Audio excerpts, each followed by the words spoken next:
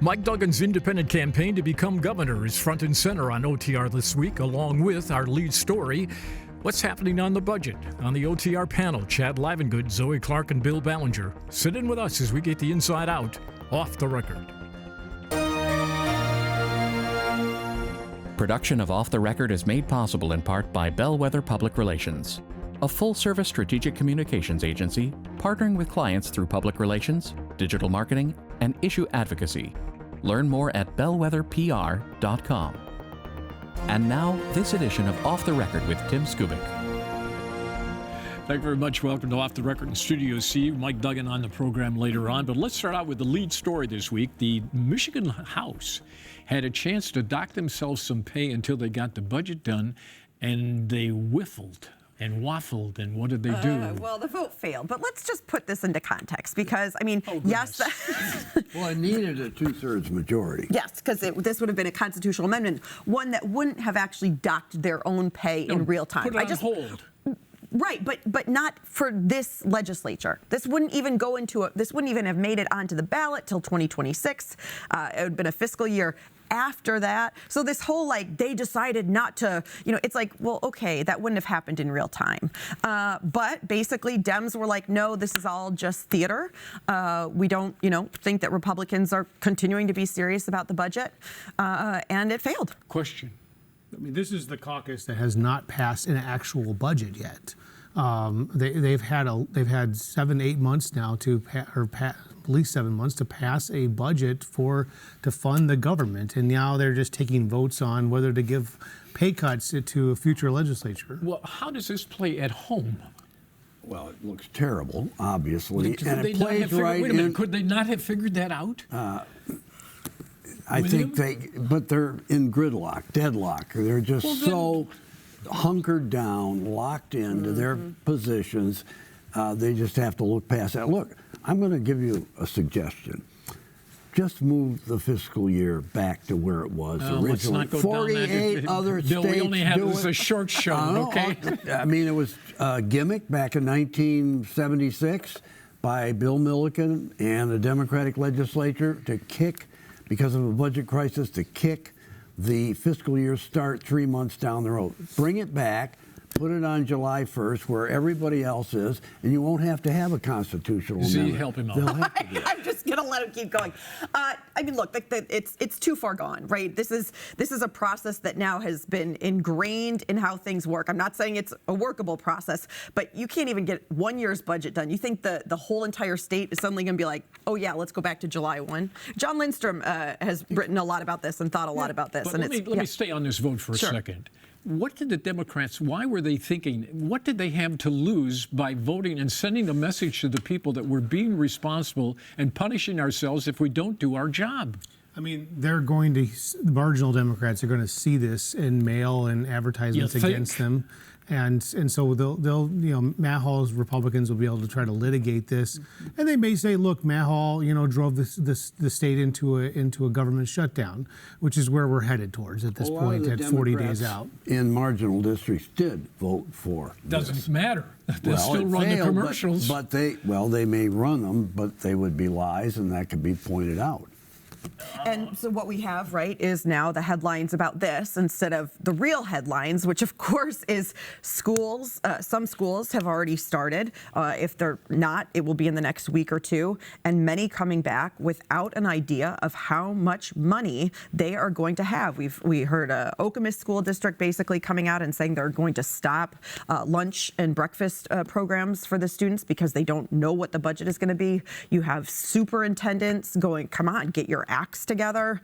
But this is now sort of the should they dock their pay or not has now become sort of the story. Some schools are starting the school year off laying off people. Well, that's also this all plays into the hands of our guest coming up, Mike Duggan, who says the whole thing is broken. Put me in there and I'll fix it. He had an event this week. He did. Yeah, so Tuesday night, he had 800 people pack into Michigan Central. And for those who are unfamiliar outstate, Michigan Central is Detroit's old train station that sat vacant for 30 years until Ford Motor Company put $700 million into renovating it. And he had 800 people in there, and when they were announcing that 200 current and former elected officials were endorsing him for governor, and some of these folks were some existing office holders, a lot of mayors throughout Metro Detroit. Mark Gaffney, former president of the AFL-CIO. Yes, Mark Bernstein, Democratic mega donor. Former wannabe candidate for governor. Well, he still may run for governor one day, but nonetheless, Bernstein, big-time donor of the Democratic Party, big-time influencer, University of Michigan regent. Denise Illich of the Illich family, also University of Michigan regent. Several other board members on university boards. Brian Barnhill, who used to work for Duggan, who's a Wayne State governor. Marshall Bullock, former state senator, who's now the state board of education.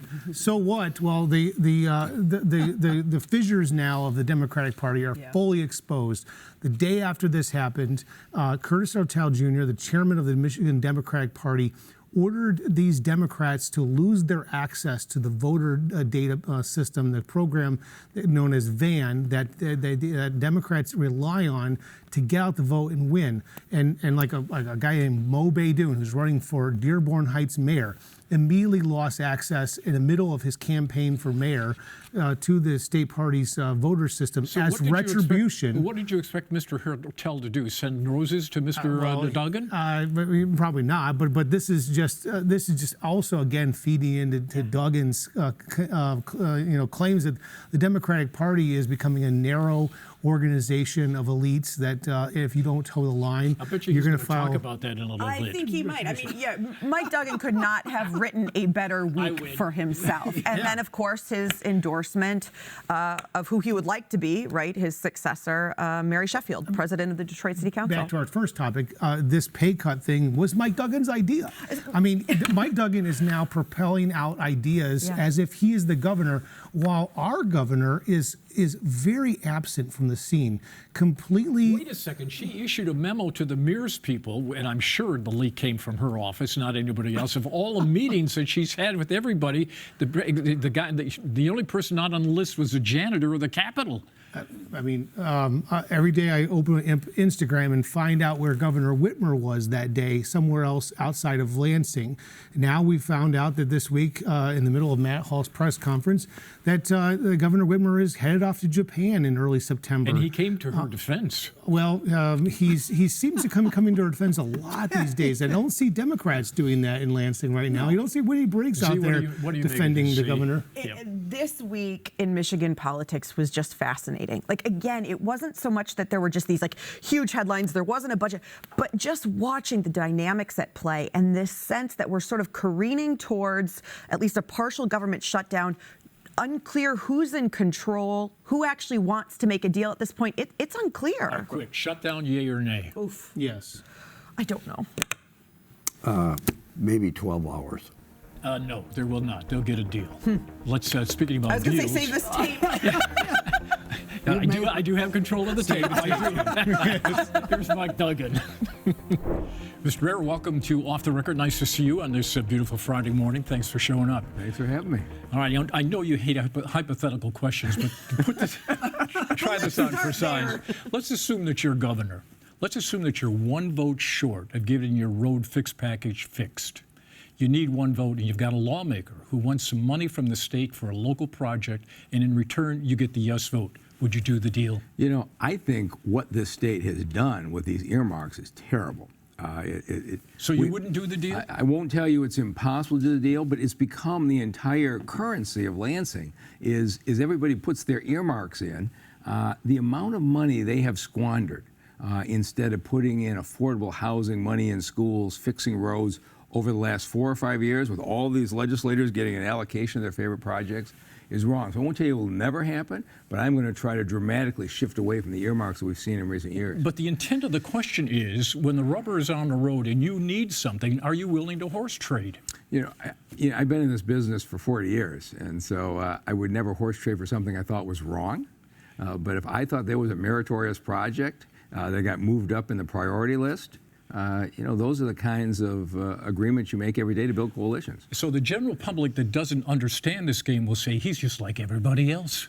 So I would say, look at the city of Detroit in the 10 years before I got elected, when 200,000 people moved out and it had the highest homicide rate and the highest unemployment rate in the country. And look what's happened in the last 12 years.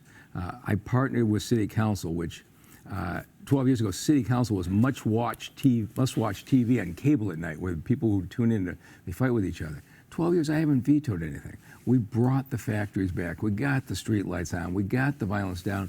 We did it by working together. And sometimes I had to agree to things council wanted, and sometimes they agreed to things that I wanted. But that's what happens when you actually make government work. Ms. Clark. Mayor, let's talk about what's happening right now in Lansing, of course, which is actually not much, right? We have a budget standstill. In many respects, it sort of plays right into your hand of saying Lansing is broken, sort of a plague on both their houses. I'm curious, though, if you were governor, if we're going to continue a hypothetical here, and you had the divided legislature that we see right now, what would you do to get these two sides to work together to get a budget? So the first thing I've done is I proposed legislation that says if the legislators don't meet the July 1st statutory deadline for a budget, they don't get paid. Which failed in the Or House the governor yesterday. or the lieutenant governor. Isn't it interesting? It's already been put up for a vote. And defeated. And defeated, but you have Winnie Brinks and Matt Hall with public statements both agreeing to the same thing. In fact, yesterday, Speaker Matt Hall gave you credit. He basically said, Mike Duggan wanted this. We're putting it up on the board. It failed, though. So what would you do differently? So what I would do is this. You saw the event I had on Thursday night with 800 people filling the train station. But you had to see the group. We had carpenters and hospitality workers in the union outfits next to wealthy business people, next to farmers from out state, next to teachers. And what I will do is what I've done in Detroit. I'm going to build a coalition. When I went to put the Amazon facility with 2,600 jobs in Detroit, I had the business community at the city council meetings next to the carpenters and the plumbers and the millwrights who said, we need the jobs. And we built coalitions that got there. And what I would do is, this is the coalition that's coming together today. A number of you reported on this. I raised half my money from Democrats and half my money from Republicans. Those folks aren't going to give me money and go away. They're going to be part of a coalition that calls the people they have a relationship with and say the nonsense is over. Ohio and Indiana are clobbering us right now on economic development. We're a national embarrassment. It's got to change. What would you change about economic development policy in Lansing? So, Chad, you've been here long enough. You remember Jennifer Granholm and the Great Recession's MAGA credits, huge credits for the auto industry. Rick Snyder came in and said, those are terrible. He stopped all credits. And then he realized, whoa, we went too far. Brought back transformational brownfield, which is my approach. In Detroit for 12 years, we don't give cash up front. But we will say, if you're going to take this vacant building or this vacant lot, we will give you a discount on the new taxes you pay. Transformational brownfield was working. Then Ford puts a couple battery plants in Kentucky and Tennessee. Everybody panics. They start SOAR. They give away huge amounts of cash up front, which I think everybody agrees now isn't working. And then they cancel everything. And now we're back to no economic development. I would do what I've done in Detroit. We have had exactly the same policy for 12 years. You want to come into our city, we will make the land available. We will give you the fastest permitting anywhere in America. We will give you discounts on future taxes. You've got to give preference to Detroiters in getting jobs. And that has landed us $10 billion So would in you get rid investment. of the MEDC? No, I'd make the MEDC function. I mean, the MEDC hasn't functioned in years. Well, how do you make it function better? You SOAR and MEDC. I mean, I then want to get rid of SOAR. But I have an economic development team that when you walk in, they tell you day one. Every time, basically, GM, Ford, or Stellantis sites a new parts plant in southeastern Michigan, the parts supplier comes and sees me first. And if I have a site, they want to come into Detroit. If I don't have a site, I tell them day one, sorry, it's going to take me 6 months to demolish the building on that property. It says, okay, we don't have time, we'll go out to another place. Every one of my team is disciplined in giving people quick, honest answers. MEDC, you can't find anybody in any part of the state who has anything good about the support. And a lot of times it's just a clear competence.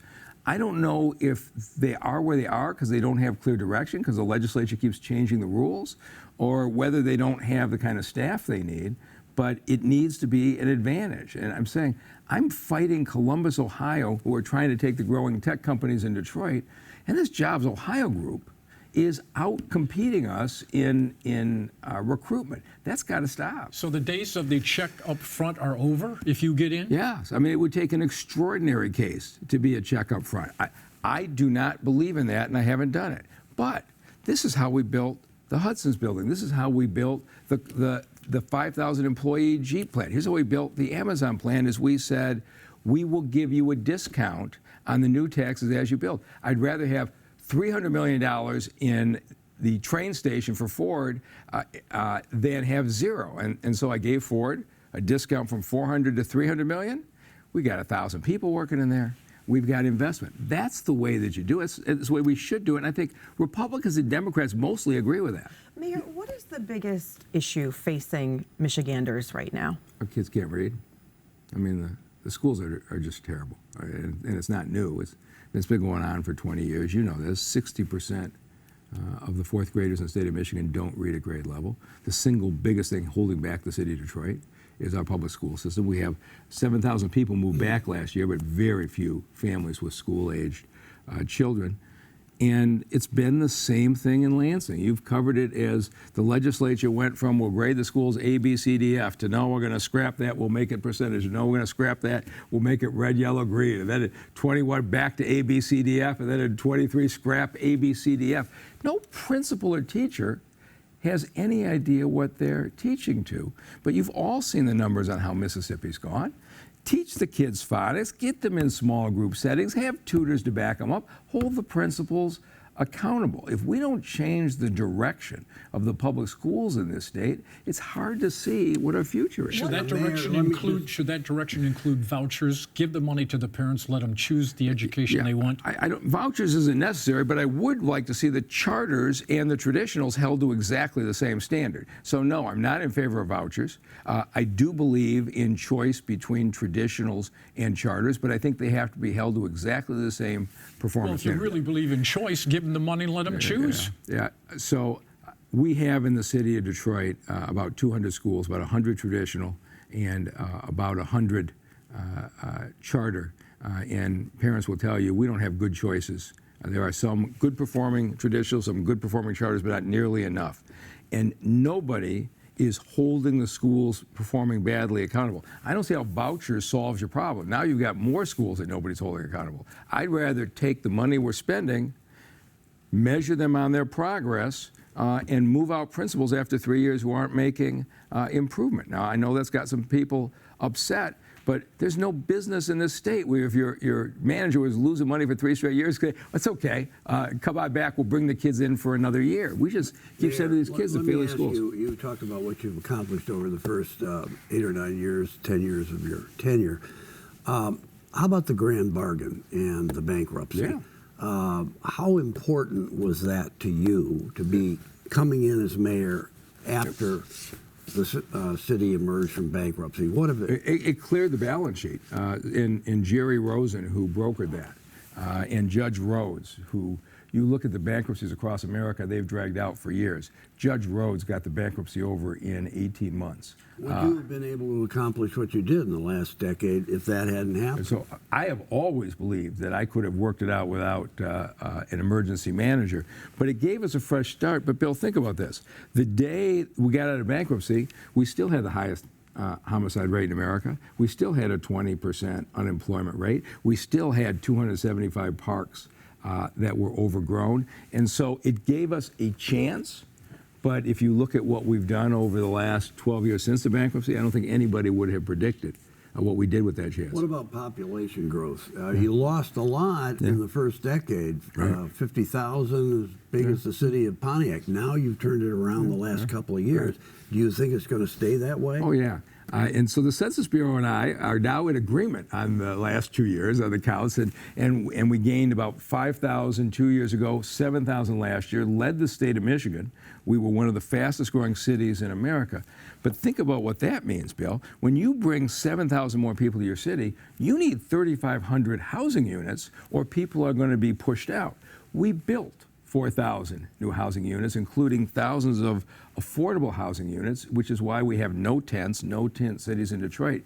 When you just look at the construction going on all over the city, come in and you'll see cranes coming in the lodge, cranes coming in Michigan Avenue.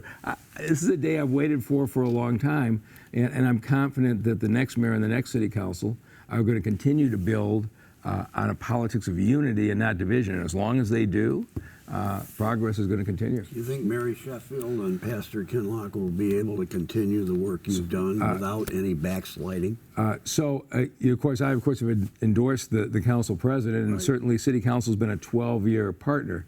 And this is the really interesting thing. You know the last time a sitting city council member got elected mayor of Detroit? It's even before you. 1947, Eugene Van Antwerp. Yeah, I remember, yeah. It's been, okay, sorry. But think about this. For 75 years, when it came time to elect a mayor, things were going so badly, nobody wanted to vote for somebody who's part of the system. Mary Sheffield just won the primary in a landslide as a council president. There is an historic difference in the way the politics of Detroit has shifted, and all the council members deserve credit for that. Mr. Mayor, you were instrumental in the passage of the 2019 auto insurance law. Since then, there has been one documented case after another of catastrophically injured people who cannot get access to care, including a guy named Brian Woodward, a Detroiter, who died in a hospital 90 minutes before the Michigan Supreme Court ruled that he should never have lost his in-home care from the 45% cut. The legislature has not done anything about this. What will you do to change this? So I agree with you on that. They should have never tried to retroactively change the catastrophic coverage. I never thought that was... Did you tell them that? Yeah, but by then it took over in the middle of the night. Go back and look at what I was doing. I wanted PIP choice. In this state, everybody on Medicare was paying $1,000 on their car insurance for health insurance they didn't need and wouldn't pay in any other state.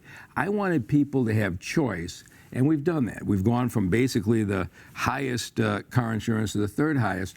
I have, in the last month, sat down with the insurance industry, with trial lawyers, with long-term care people, the Hospital Association, and I said, getting from first to third is not enough progress, and it's had consequences that Chad points out. I said, instead of what you guys did the last time with the late night showdown, let's get in a room.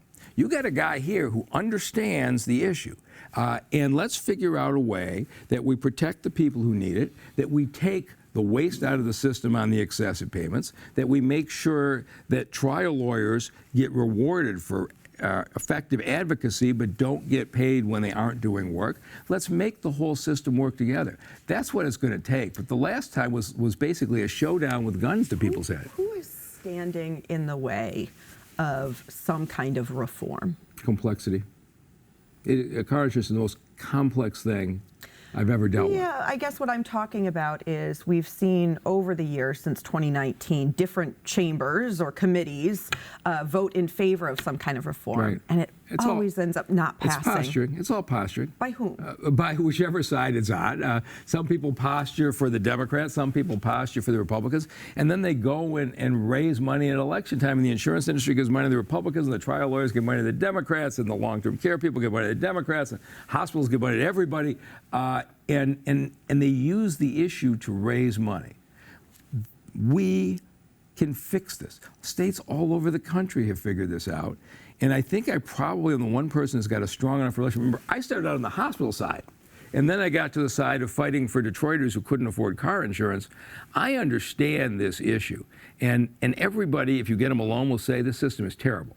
Now, what's the fix? The fix is I don't try to out-lobby you and screw your side. That we take the waste out of the system, make it affordable, and protect the kind of people that Chad's talking about. Nobody sat down and did that. If the president called up today and said, I want to send the National Guard into Detroit, would you sign off? Yeah, I don't. The answer is no, and I don't see any chance of that happening.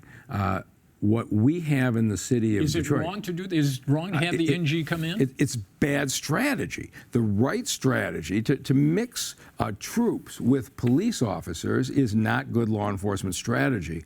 We have right now an outstanding partnership. There is a new U.S. Attorney, Jerome Gorgon, that Donald Trump appointed, and they criticize appointments in other places. This was a career gun prosecutor. In the 4 months he's been there, he has doubled the law Well, why enforcement. can't those two sides work together? They are working together right No, now. the NG and the local the cops. National Guard, our Army. That's not what you need. But we did have, did you see 3 days ago, we had, tragically, the last week of July, a 6-year-old boy shot and killed at his home when 2 gangs were shooting at each other. 3 days ago, the feds and the Detroit Police Department, backed by the prosecutor, raided 11 of those houses, netted more than 40 weapons, and are shutting down that gang. That's how you work together. The police doing the enforcement, the U.S. attorney doing the prosecution. And I don't want to discount this. I was asking for the feds to do this when I was prosecutor 20 years ago. This U.S. attorney has doubled the number of people working on gun violence in Detroit in the 4 months he's been there. This is the partnership we should have, and I think they're happy with it. Kind of finally, Michigan Democratic Party this week cut off access to candidates to have their voter data who have endorsed you. Yeah. Can you speak to this and this kind of move here? This is the world we're living in. But Curtis Hertel will rant about Donald Trump, the authoritarian president. And as soon as some people who are lifelong Democrats who say, I'm going to support Democrats in the House and Senate, but I think Mike getting the people together will be better for our school kids, Curtis Hertel says, you're kicked out, we're shutting off your voting list, we're going to trash you. The Democratic Party used to be a broad party that included auto workers and farmers and seniors and young people starting out. It is now a narrow orthodoxy, and if you don't adhere to what they say, you are out. And I think it's going to prove disastrous for them in 2026. But our folks knew this was coming. They had the courage to stand up anyway. Mr. Mayor, we're done with this part. You'll hang on for overtime? All right. You're gamer? Oh, yeah. All right, let's do some closed credits, then back with more. Mr. Mike Duggan. Production of Off the Record is made possible in part by Bellwether Public Relations, a full-service strategic communications agency partnering with clients through public relations, digital marketing, and issue advocacy. Learn more at bellwetherpr.com. For more Off the Record, visit WKAR.org. Michigan public television stations have contributed to the production costs of Off the Record.